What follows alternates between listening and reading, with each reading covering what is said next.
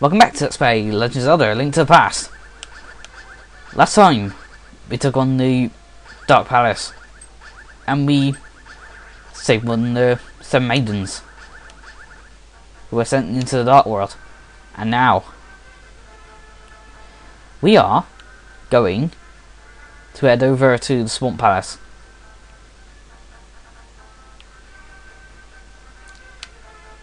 As soon as I think I might find my way through this maze. There we go.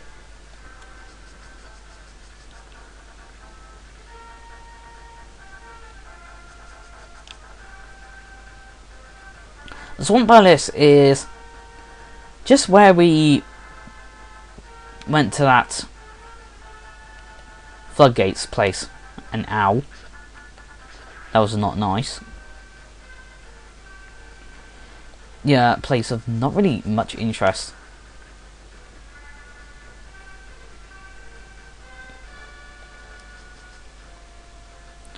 But we can get there now that we have the magical hammer.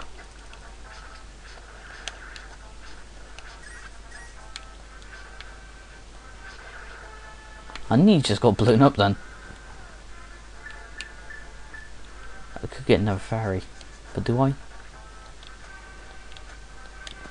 But I can get some in the place where I'm going. So, not really big rush. Not really a big deal. I'm fine.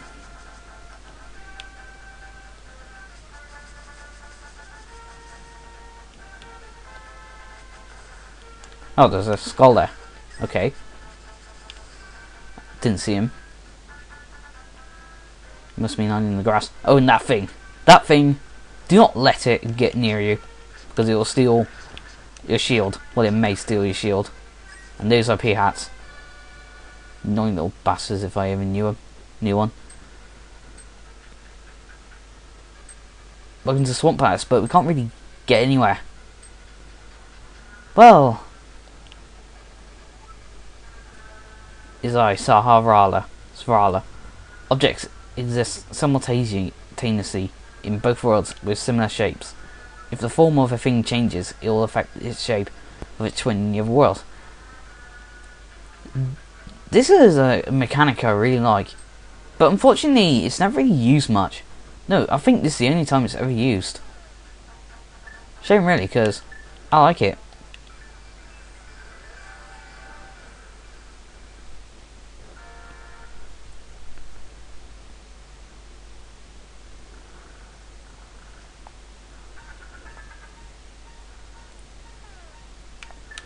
So, which means you have to open the floodgates again.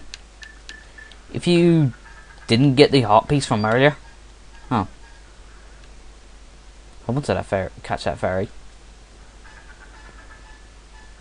Oh well, we can try again. Oh, to be fair, trying to catch a fairy when you transform a bubble into one is fairly difficult, I find.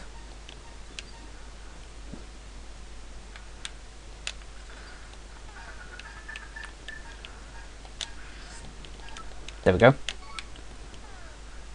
My OCD is complete. Now the floodgates are open. Now we can explore the Swamp Palace.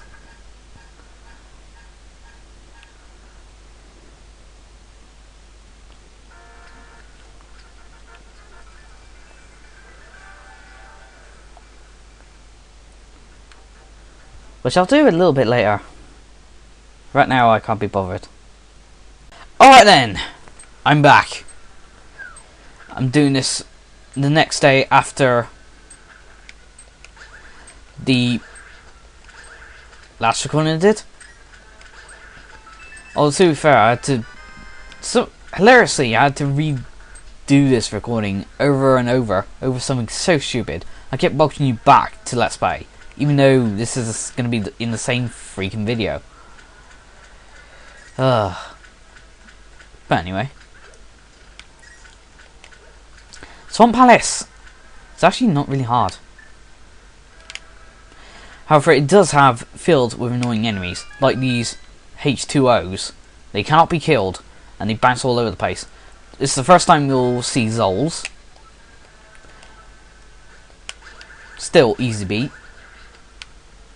The sword beams can hit them while they're underground, so you can take them out pretty easy with that. We have water fleas, which aren't really that hard to kill either, and we have Starfoss. Starfoss are probably the most unique enemy in the game because they appear in both the light world and the dark world. In dungeons, no less, but still. And the only enemy that appears in both worlds. And they're still the same. I should have mentioned that earlier, actually. Well, in the last part. Because we saw some Starfoss. Ow. Hey, I didn't take a hit. Okay. Do bones really cause such little damage? But anyway, push that lever and the water level rises, which is the main gimmick in this dungeon. Raising the water level. Although don't worry, it's not going to be as bad as Great Bay Temple or the Water Palace. Or Water Temple, I mean.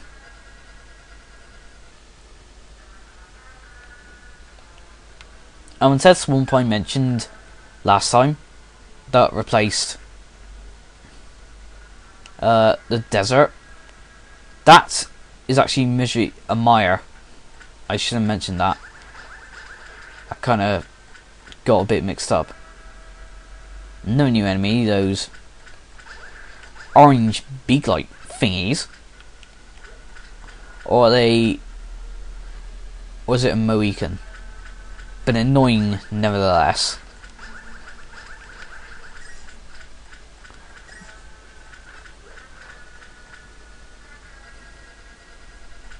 That was kind of pointless. Oh, never mind. It wasn't pointless because we got the compass. Take a look at the map. Still kind of straightforward.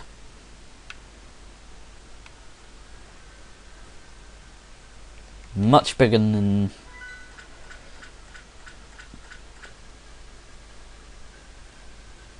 So about that, let's try not to yawn. Still bigger than the Dark Palace.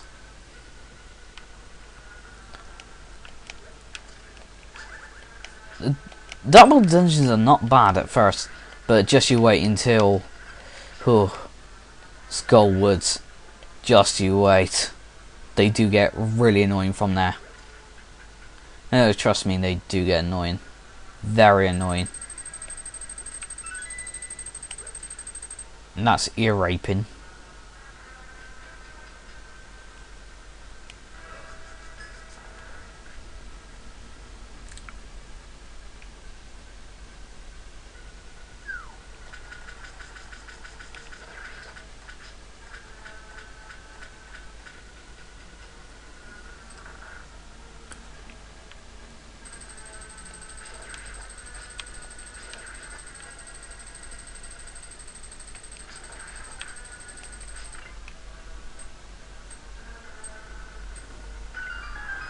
Now we've raised that water level.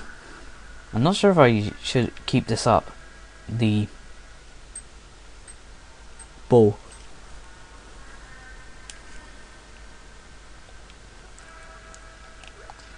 Sorry, I'm usually tired in the mornings. Oh, and I forgot to mention, in the GBA version, when you're swimming, you can actually dive, which is actually kind of helpful.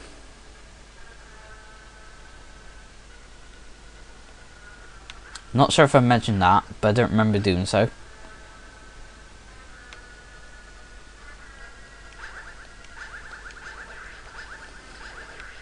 Ow. I'm not sure if you can dissipate H2Os with your sword.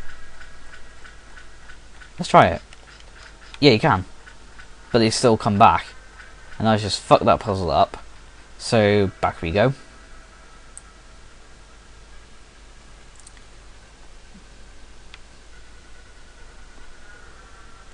That's one thing about Zelda. Now that I've played quite a few of the games, the puzzles aren't really daunting to me anymore. In fact, I've done quite a bit of Wind Waker. I'm just on the really annoying Triforce part. That part that everybody hates. Like, it's just so boring. Like, that's not the problem. Wind Waker's a good game, but it's just the end game is just... First of all, to me, the end game is just incredibly annoying. Although, to be fair, I've seen the ending and it more than makes up for that by the looks of things. But it's just going around getting Triforce parts. It's just so boring and not really fun. Still though, don't get me wrong, it's a fantastic game. And I guess I do need to drop the red blocks. Right, better do that then.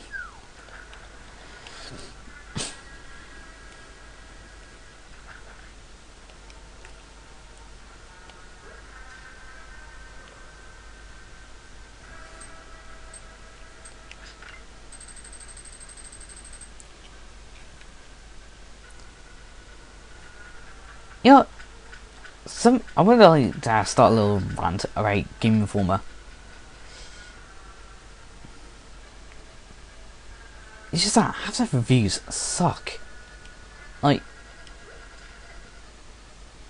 the Sonic Generations review is bad, but I think the GoldenEye one is worse. Just because, one, the reviewer makes himself sound like a complete graphics whore.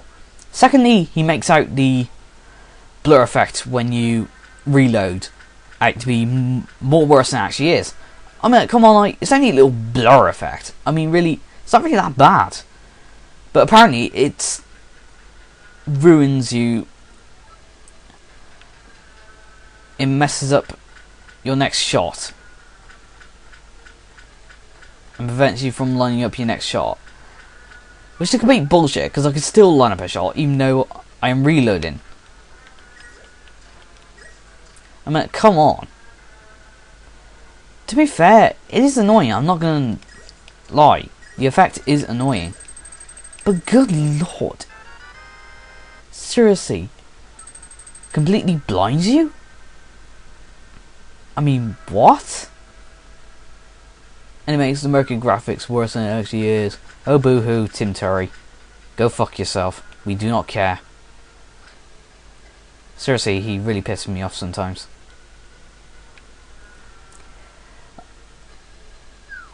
Although I've already given my opinions on Jim Sterling. No one I really want to really dislike is Game Dude. To be fair, he's gotten better, I'm not gonna lie. I've seen some of his earliest reviews and they are terrible.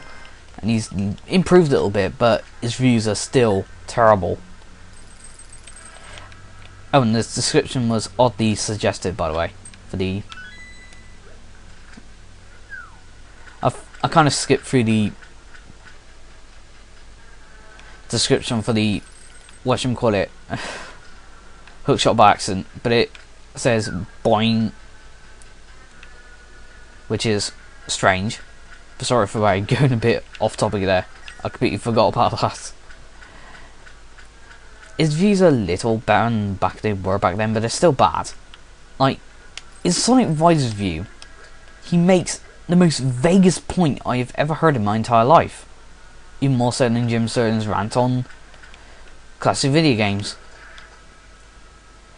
The camera is awkward, and yet he doesn't explain why. It's pretty much behind the character, like any good racing game. Although it does pan up when you do a stunt. I don't see how exactly that's awkward. I mean, it's still behind the character. So, basically, in that case, nearly every video game has an awkward camera. Or any other racing game. Still though, that doesn't make any sense.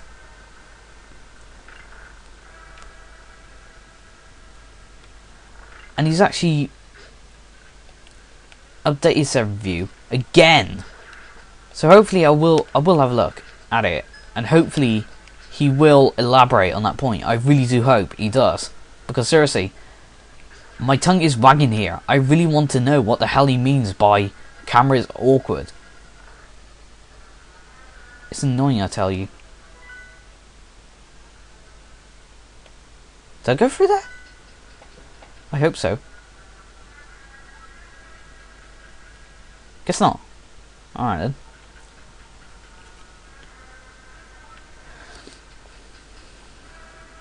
Ah, that's what I want. I know. I remember now.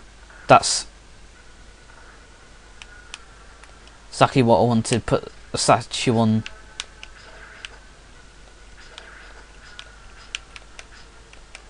The button for.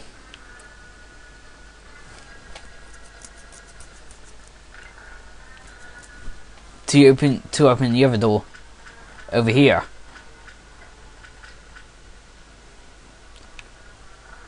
But back to game, dude. Probably my major complaint about him is that not because he's an angry viewer. I mean, come on, like, he's inspired by the angry video game nerd. Although, to be fair, I do frown upon him saying it over and over and over and over and over and over and over and over, and even using it as a crutch.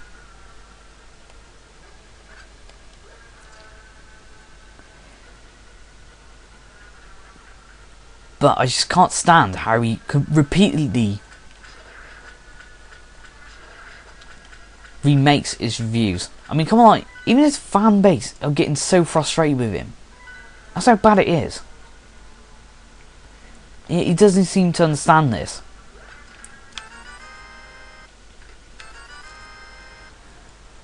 In fact, I have the problem with his remakes of his reviews is that they tend to be the same crap over and over. Usually makes the same points, or makes his points a bit shorter.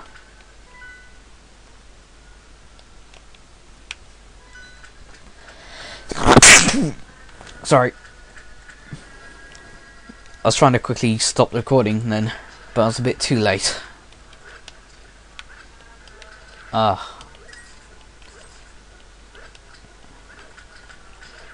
reactions are not really that quick. That's why I stopped playing Xenoblade Chronicles. I really want to enjoy that game, but I just suck at the topple.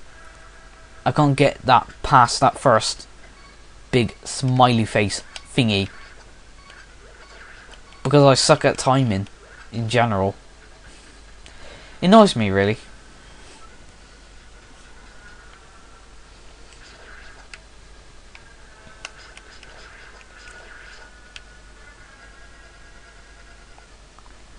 But I do want to play through Xenoblade. I really do want to enjoy it, but just I struggle a bit.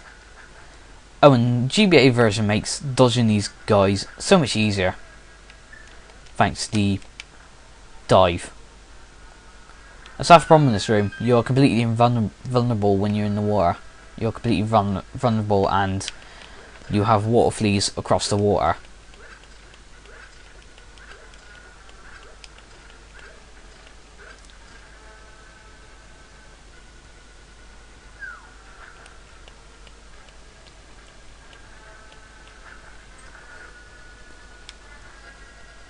But anyway, it's time for the boss.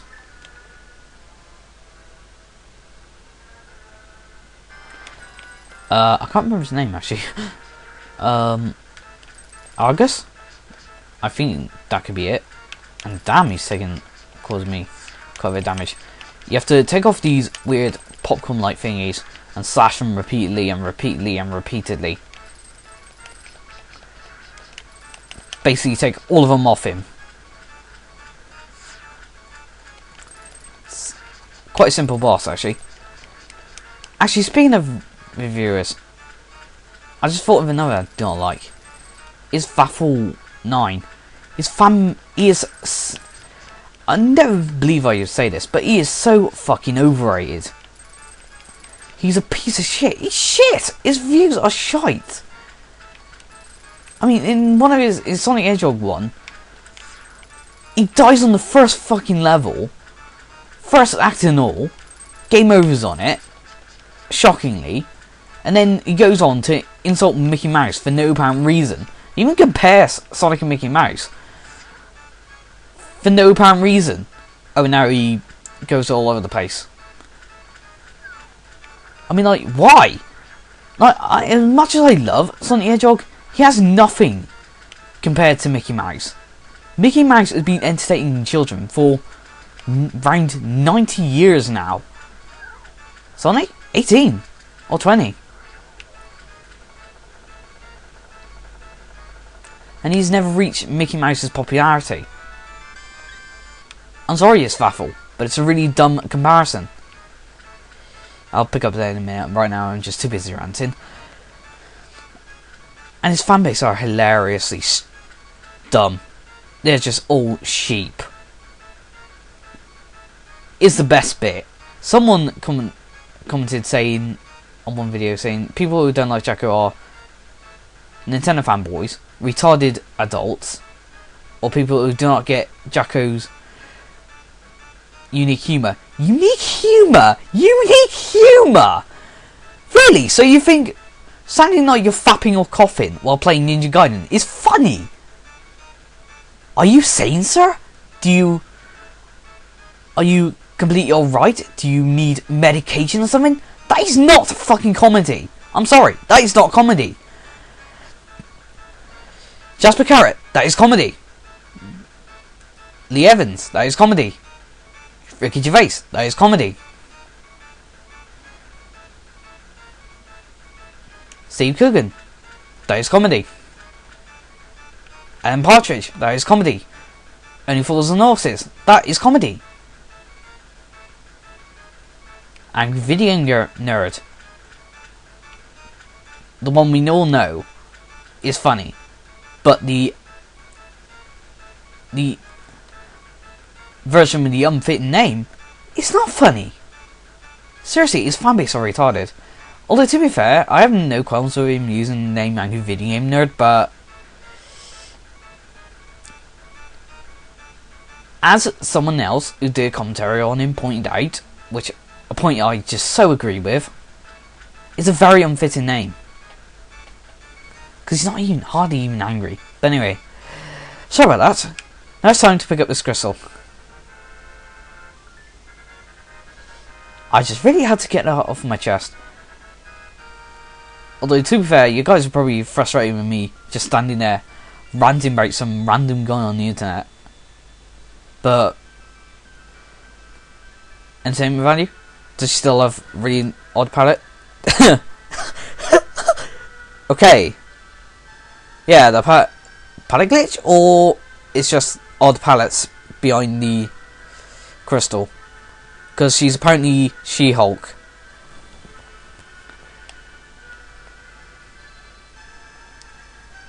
So Triforce will grant the riches of whoever touches it, as long as that person lives. I'm pretty sure someone said that it doesn't really know the difference between good and evil. That is why it was in the Golden Land.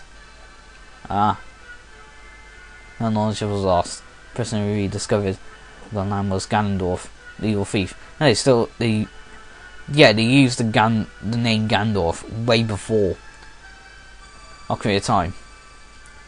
Which I'm quite surprised about, really. I never really focused on the story all that much. Although to be fair, I never really played a lot of it of A Link to the Past when I was a kid. In fact, the manual gives him the name Mandrag Ganon, or Gandorf Mandrag.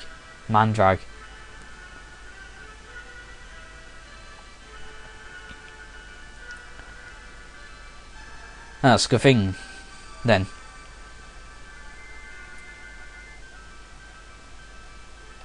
That's a magical warping points like this one you saw on Death Mountain. By using them, you can go between the two worlds. Yeah, there are more than one of those teleporter pads.